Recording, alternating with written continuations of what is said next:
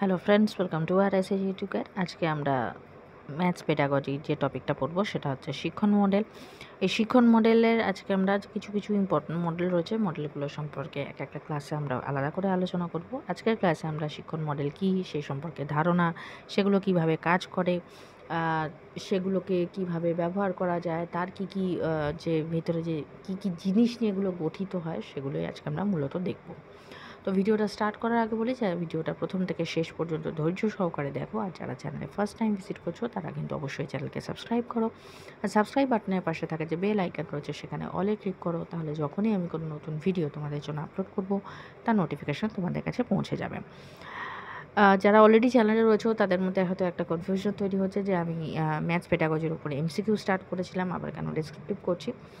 MCQ যেরকম চলছিল সেরকম আবার খুব শিগগিরই আমি স্টার্ট করব, কিন্তু কিছু কিছু টপিক আছে যেখান থেকে রিসেন্টলি কোয়েশ্চেন প্যাটার্ন চেঞ্জ হচ্ছে, তো সেখান থেকে কোয়েশ্চেন আসছে। তো সেই টপিকগুলো আসলে কি যারা অলরেডি বিশেষ করে সিটেট বা কেবিএস এই ধরনের এক্সামে দিচ্ছ তারা জানবে যে সিলেবাস চেঞ্জ হচ্ছে এবং সিলেবাসের মধ্যে কিছু কিছু নতুন জিনিস ইনক্লুড করা হচ্ছে, যার জন্য কোয়েশ্চেন প্যাটার্নও চেঞ্জ হচ্ছে।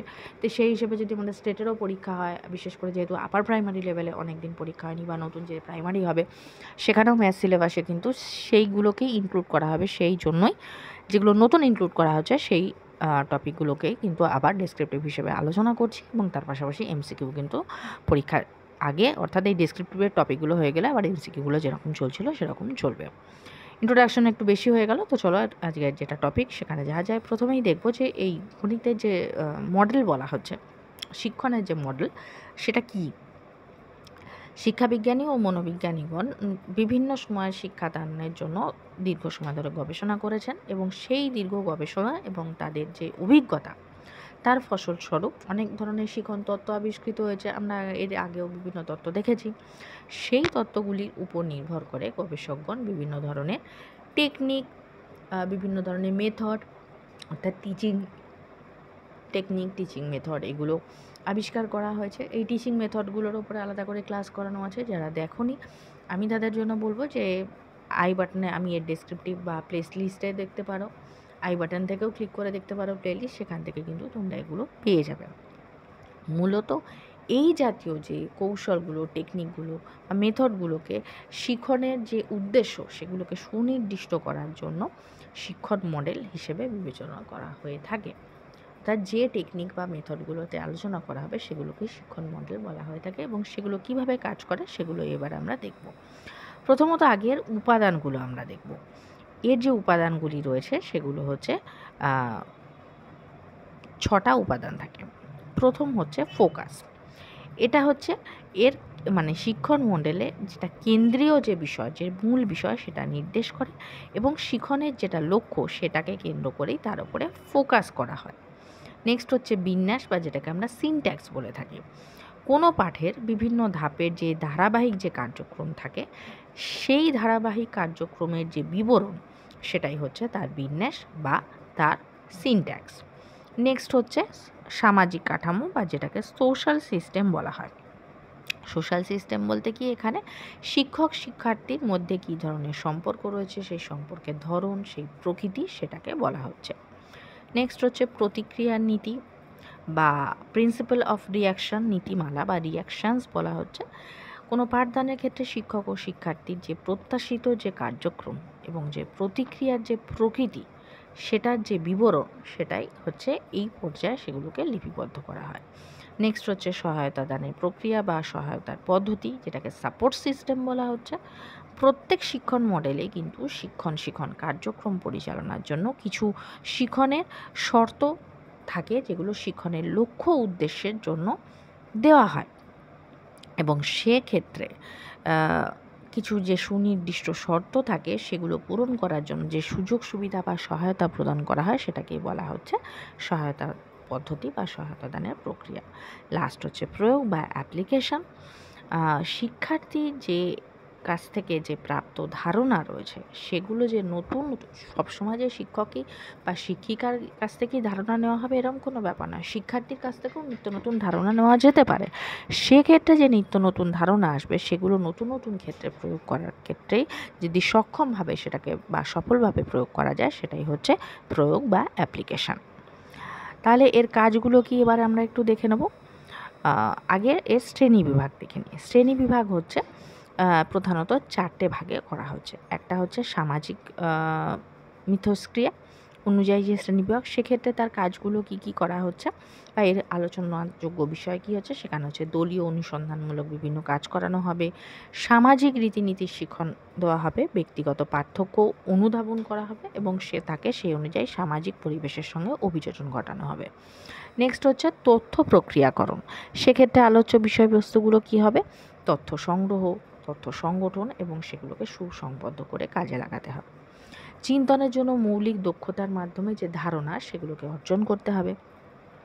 সরাসরি কোনো ঘটনা সম্পর্কে জানা বা অন্য কারোর কাছ থেকে ঘটনা সম্পর্কে জানা বা বিভিন্ন অনুসন্ধান প্রক্রিয়া চালিয়ে বা প্রশিক্ষণের মাধ্যমে কোনো ঘটনা জানা বা তত্ত্ব গঠন, এবং এর দ্বারা সৃজনশীলতা চিন্তনের বিকাশ ঘটাতে হবে। বিভিন্ন যেহেতু ঘটনা, তথ্য ইত্যাদি যেহেতু গঠনা করা যায়, তার মধ্যে শিক্ষার্থীর জ্ঞান এবং বুদ্ধিমত্তার উন্নয়ন ঘটাতে হবে। নেক্সট হচ্ছে ব্যক্তিগত ক্ষেত্রে। সেক্ষেত্রে শিক্ষার্থীর কেন্দ্রিক অনির্দেশনামূলক শিক্ষণ রয়েছে, সেগুলো সম্পর্কে ধারণা করতে হবে। শিক্ষার্থীরা যাতে আত্মনির্ভর হয়ে উঠতে পারে সেই সম্পর্কে ধারণা করতে হবে। আর লাস্ট হচ্ছে আচরণগত প্রণালী অনুযায়ী যে কাজ রয়েছে সেগুলো, সেই অনুযায়ী শিখন ও শিক্ষাদানের কিছু শর্তাবলী রয়েছে, সেগুলো দেখতে হবে। এক্ষেত্রে বলে রাখি যে সামাজিক যে কাঠামো অনুযায়ী সেখানে কিন্তু যে মডেলগুলো রয়েছে তার মধ্যে যে গ্রুপ ইনভেস্টিগেশন মডেল রয়েছে, রোল প্লেয়িং মডেল রয়েছে, ল্যাবরেটরি ট্রেনিং মডেল রয়েছে, সোশ্যাল সিমুলেশন মডেল রয়েছে, সোশ্যাল ইনকোয়ারি মডেল রয়েছে। আবার তথ্যগত যে মডেলগুলোর মধ্যে তার মধ্যে রয়েছে কনসেপ্ট অ্যাটেনমেন্ট মডেল, যেটা খুব ইম্পর্ট্যান্ট।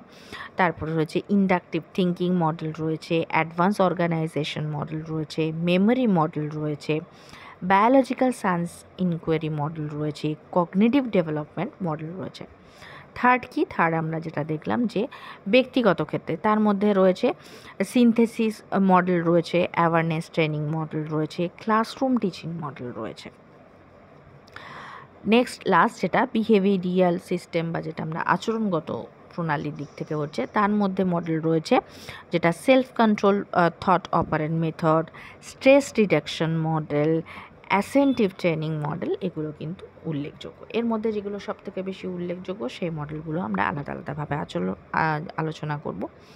আজকে আমরা ক্লাসে যেটা দেখব, যেটা হচ্ছে আচরণগত প্রণালী, যেটা আমরা দেখছিলাম সেখানে ছিল শিখন ও শিক্ষাদানের শর্তাবলী রয়েছিল, মাস্টার লার্নিং, ডিরেক্ট ইনস্ট্রাকশন, সামাজিক শিক্ষণ মতবাদ, ফিডব্যাক প্রক্রিয়ার মাধ্যমে কিভাবে আচরণবিধিকে সংশোধন করা যায়, সিমুলেশনের মাধ্যমে সাধারণ দক্ষতা থেকে শুরু করে মহাকাশ অনুসন্ধানের শিক্ষণ, এই বিভিন্ন যাবতীয় জিনিস অর্থাৎ অ্যাডভান্স লেভেলের যে জিনিসগুলো রয়েছে সেগুলো এর মধ্যে দেখানো হয়।